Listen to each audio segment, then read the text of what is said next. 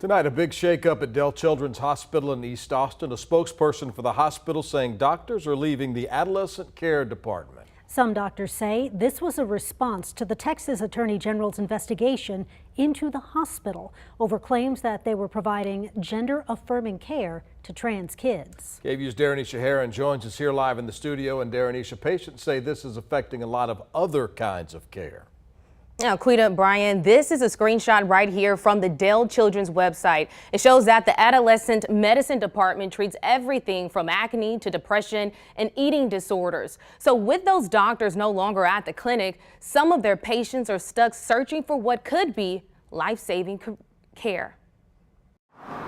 Right now, patients and politics are clashing in a dangerous way. I've had my eating disorder for roughly 10 years of my life. Rebecca is now in recovery thanks to her team of providers, including her eating disorder specialist at Dell Children's Adolescent Medicine Clinic. She and I definitely formed a relationship because I saw her like monthly, and now I don't have that, and it was just stripped away from me without any notice. So Rebecca said on Friday she had to hear it online that doctors at the Adolescent Medicine Clinic suddenly, quote, departed a week after Attorney General Ken Paxton started investigating the department to uncover whether the center had performed gender transitioning procedures, care that has nothing to do with Rebecca's disorder.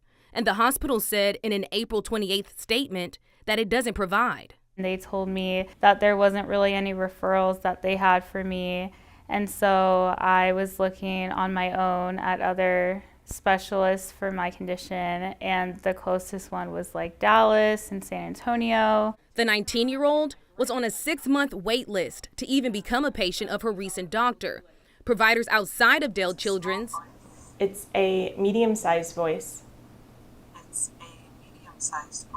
It's a large voice. Like speech therapist Tallulah Breslin, who specializes in gender and identity affirming voice modification, are worried.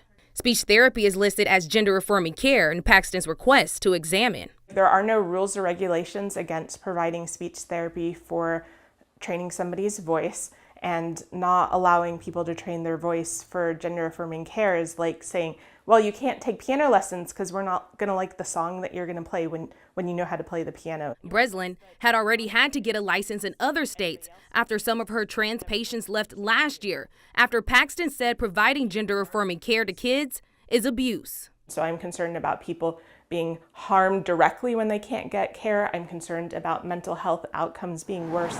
There is still a lot of confusion about if the doctors will return or be replaced, but Rebecca just hopes she doesn't relapse in the meantime. Hopefully I can find someone else, whether I have to drive a few hours to see a doctor or maybe wait on a wait list.